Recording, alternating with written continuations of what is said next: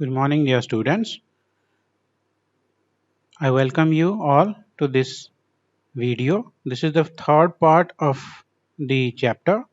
So, yesterday we covered till electrostatic force. Today we are going to learn frictional force. We will start from frictional force.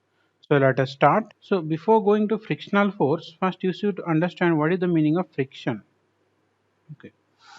So, the force acting between two surfaces in contact and tending to oppose the motion is called frictional force. So what happens in case of friction? You consider a plane. Suppose we consider this as a plane. If you minutely observe this one, this is not a perfect plane. Suppose this is a table. If you slowly move your hand over the table, very gently move your hand over the table and try to feel, you this surface of the table, it doesn't feel as you are moving your hand over a glass. Now you can consider it like this. Suppose this is a glass, this is a table. You gently move your glass over here. You gently move your hand, or you gently move your palm over the glass. This is the glass surface, and this is a wooden surface, and wooden surface. Now you gently move your palm over the wooden surface. What would you feel here? Here, the glass surface feels much more smoother than the wooden surface. So different surfaces, they do have different degree of smoothness. Okay, so what is the meaning of this smoothness? Let us try to understand. If this is a surface, suppose this is wooden surface, if you minutely observe this one in microscopic level, that means if you observe this surface in a microscope, it will look like this in a zigzag pattern. Okay, so here when you move your palm is also not a perfectly smooth surface, it is also a zigzag pattern. So these two zigzag pattern interlocks with each other. Okay, this is one kind of pattern, this is another kind of pattern. So these two patterns interlocks with each other. So when you want to move it, it feels little bit strain that this first surface is trying to resist the movement of the second surface. So if you consider another example, in case of glass, the glass surface is much more smooth than the wooden surface. This is wooden surface. See how much it is disturbed. Glass surface, this is much more smoother than the wooden surface. That is why when you move your palm over the glass surface, your palm can move smoothly. Over the wooden surface, it cannot move smoothly. So the force which is opposing the movement of your palm over different surface, that force is known as frictional force, and this concept is known as friction. I hope you understood now what is frictional force and what is friction. So let us go to this definition again. The force acting between two surfaces. So just now we have considered that this is one surface, this is another surface. This second surface is trying to move over the first surface. Now due to this interlocking pattern, there is a resistance of this movement of the second surface. So the force acting between two surfaces in contact, whenever they are in contact, a force, that is frictional force, come into picture, tending to oppose the motion. Now the job of the friction force is to oppose the motion of this surface. That force is known as frictional force. It is a contact force. Obviously, if there is no contact, frictional force is not possible. Okay, suppose this is a glass, you'll move your, or this is a piece of wood, you move your hand like this. So there will be no friction because there is no contact between your hand or your palm and the wooden surface. So there has to be a contact which slows down and stop the moving object. It slows down and stop the moving object. Here we need to consider an example. This is a ground, consider this is a football or this is a ball or whatever it is. If you roll it down, after moving some distance, it stops.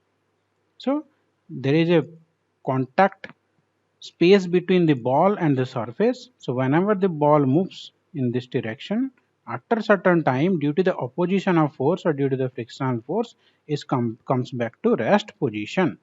Okay.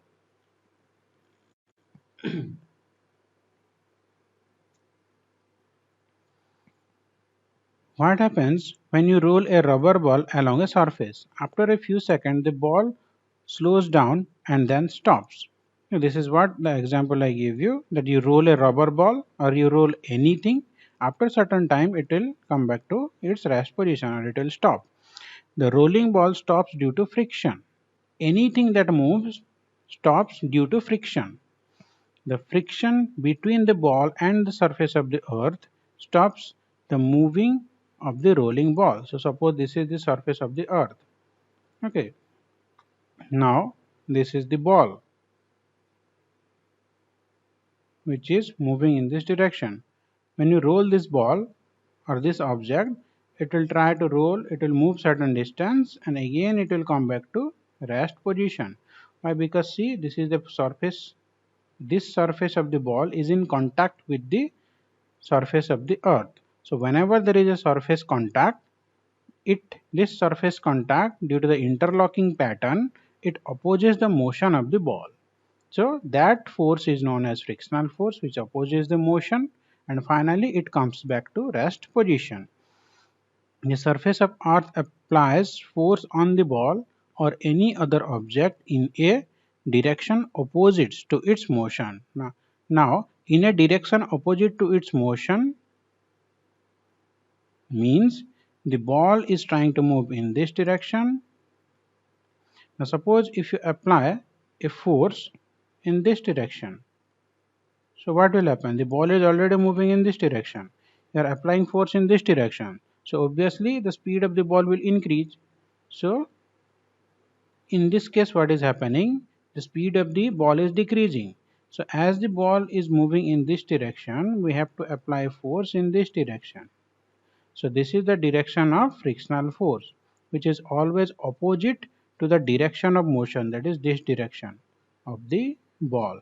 So the direction of frictional force is the is in the opposite direction of the motion of the object. That means if the ball is moving in this direction, friction will be in this direction, just as opposite. Okay. Now, do different surfaces have the same friction? No, obviously not, because here we saw that friction depends upon the degree of smoothness of the surface. If the surface is more smooth, there will be less friction. If the surface is rough, then there will be more friction. Okay, so the answer of this question is no.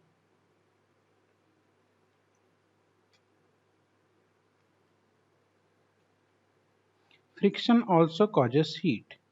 Okay, to understand this concept, what you do, you take your palm, join your palm and try to rub it. Rub your palm. When you rub your palm, after certain time, you can feel that some degree of heat is coming into it. You are feeling the degree of hotness. So whenever you are rubbing your palm, friction is generated because they are moving with respect to each other. Due to the friction, heat is generated. So that is why friction also causes heat. The friction converts itself into heat. When surfaces are rubbed together, heat is produced. Rub your hands together. How do you feel? You can do this one now.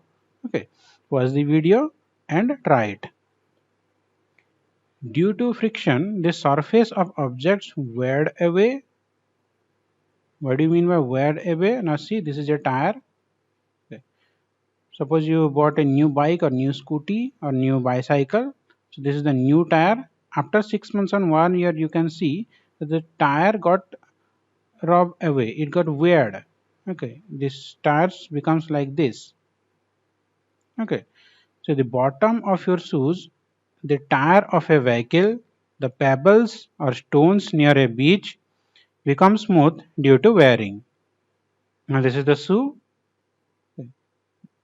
Due to this wear and tear, we frequently change our shoes. If you buy shoes after 3 months, 4 months, 5 months, or at max 6 months, you need to change it. Why? Because it got weared off. Okay. It is caused by the friction between water and pebbles. So here we saw the example. So why this wear and tear happens? This is due to the friction. Okay.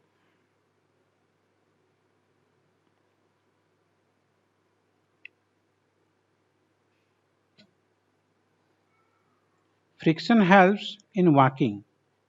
For any movement, if something is moving, that means something, if any object that may be living or dead or whatever it is, if it is moving from one place to another place with respect to a ground, with respect to a ground means suppose there is a space, over the space an object is moving, you are jumping from one point to another point and moving, you are walking. Okay, you're riding your bicycle, you're riding scooty, you're riding your vehicle, whatever it is. If something moves over a plane, that means there is friction, which helps for the movement. Okay. Now this prevents you from slipping. Now suppose we consider a surface. This is a surface. Okay. Now you split oil over here. Okay. Now you split oil over here. So what will happen? Will you be able to walk here freely? No. Why? Because when we spill oil over here, this is the original roughness of the surface. The oil droplets got deposit here and make it smooth. That is why the friction decreases.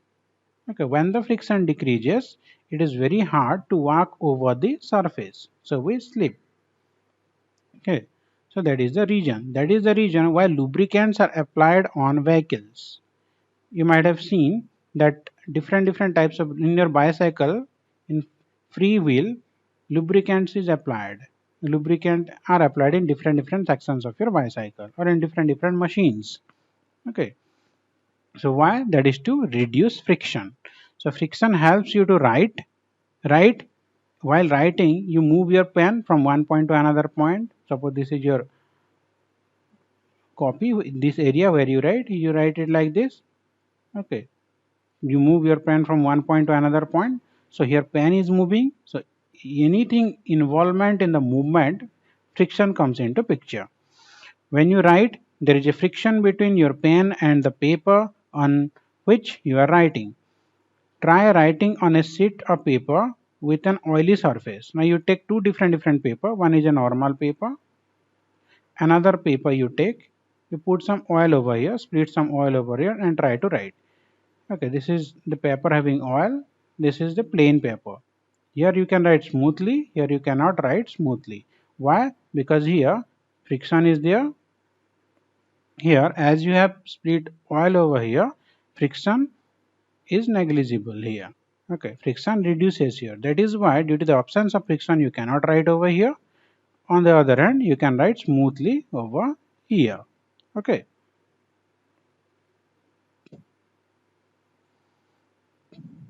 Friction between the two objects can be increased by making the surface rough. As I told you that friction depends upon the degree of roughness of the surface, how rough the surface is. If you increase the surface, if you increase the roughness of the surface, friction will increase. If you decrease the roughness of the surface, friction will decrease. It can be decreased by making the surface smooth or by oiling the surface. Okay. So this is all about friction and frictional force, the main concept of frictional force. So next point is gravitational force. You all know that gravity. Okay, this is a very famous example about the falling of apple. Uh, so you must have observed that a ripe fruit falls off a tree and falls straight to the ground. A ball dropped by a child from a balcony falls to the ground. So there must have been some force which acts on these objects, due to which the object falls down to the ground. So here what happened, suppose this is the ground. If anything is present above the ground, if it falls down, it will always fall down to the ground. Okay, this is absorbed by Sir Isaac Newton. That is why you are reading this one in physics. Otherwise, in this chapter, you wouldn't have been reading this one. Due to this Isaac Newton, we are reading lots of things. So generally, students scold Isaac Newton. Why did he discover gravity? And we are reading all these things. So, however, gravity helps us a lot. Due to the gravity, our scientists were able to design lots of things that we are using in our day-to-day life. Okay, so there must have been some force which acts on this object, due to which the object falls towards the ground. This is the force of gravity. Okay, this is the force of gravity. So whenever you throw something, eventually or finally it will come down. That means a force is pulling this body towards itself, towards the surface of the earth. That pulling force is known as gravitational force or force of gravity. The force with which the earth attracts all objects towards itself is called gravitational force or force of gravity. Now see, these two things are same. Gravitational force and force of gravity, both are same thing. Okay, so do not get confused between these two names. The two names are different, but they are same thing.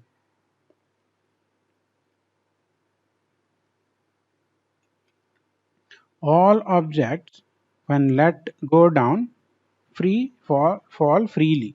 Okay, suppose you hold something. Okay, from your balcony you hold something and you just leave it. Then it will not go upward in the east, west, or in any other direction. Only it will fall down. Okay, towards the ground.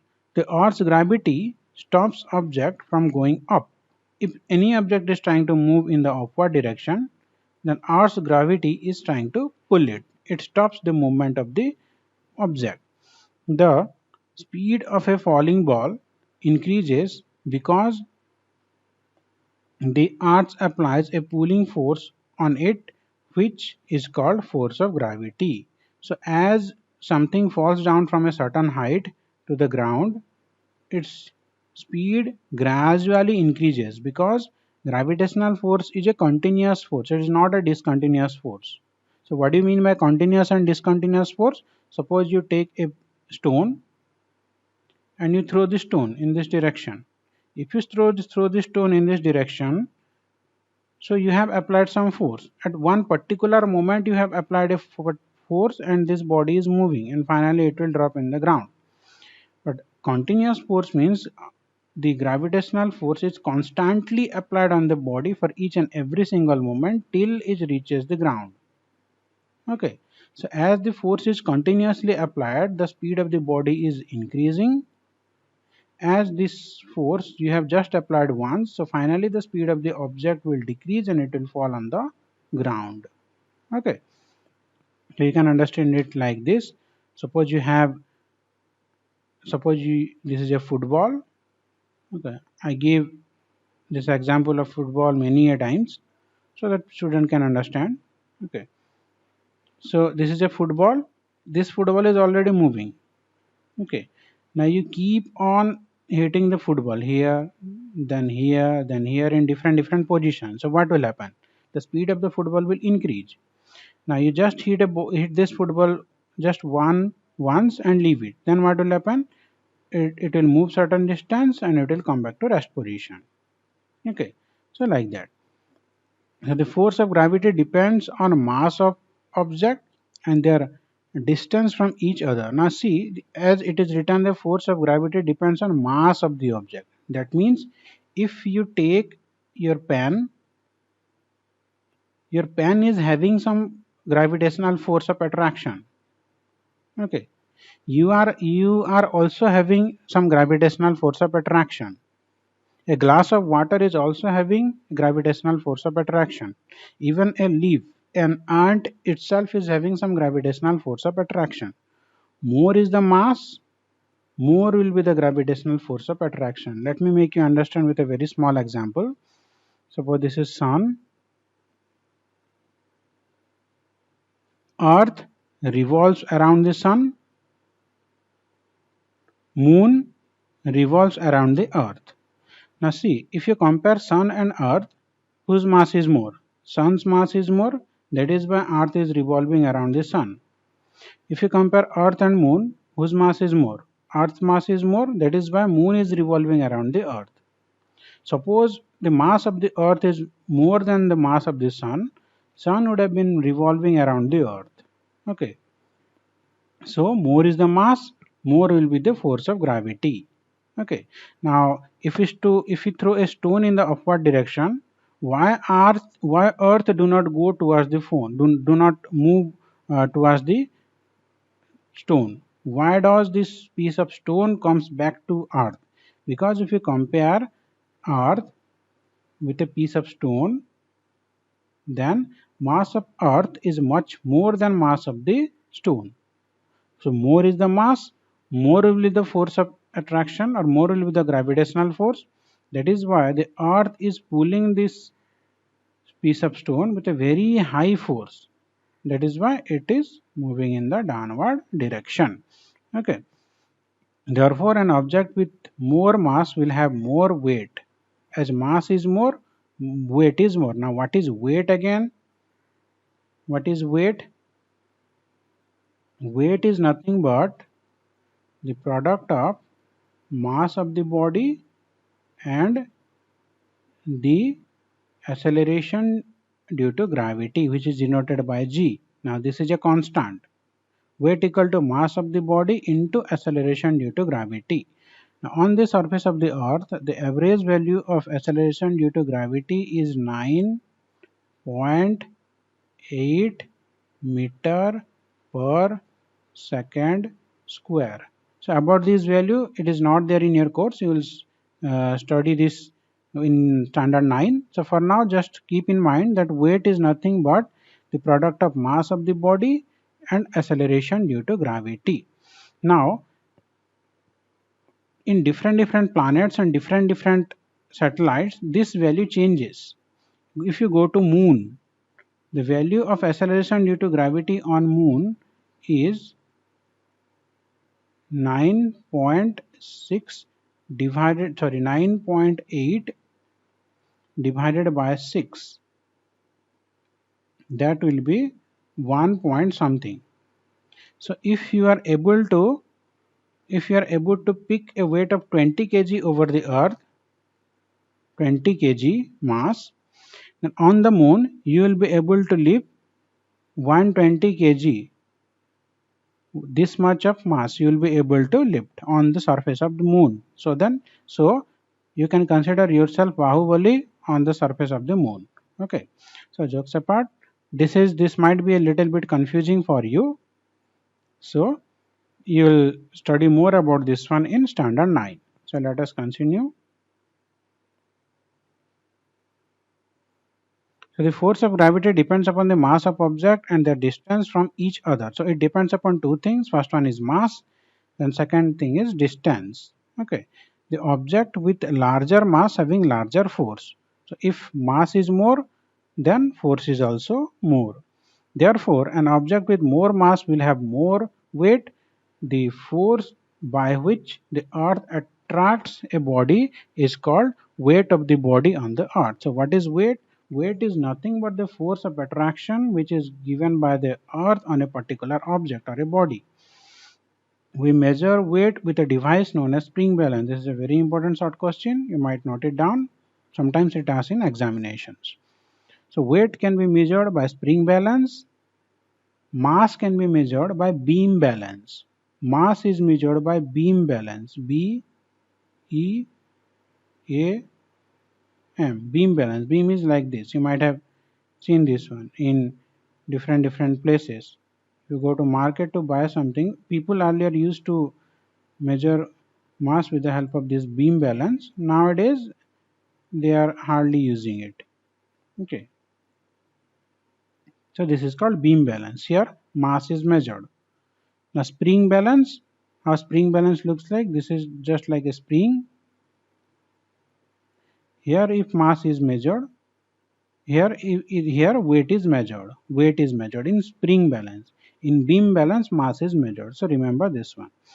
So mass of the body is measured in kilogram, whereas weight is measured in Newton. So the unit of mass is kilogram, the unit of weight is Newton, or kilogram force or kilogram weight. These three are same unit.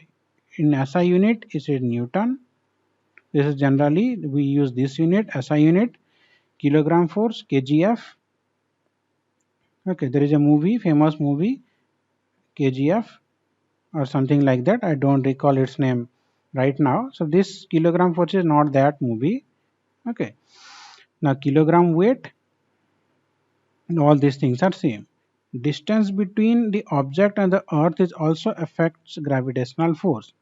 Spacecrafts moved beyond the Earth's gravitational force while a ball thrown high in air comes back to the Earth. So this is a very important question.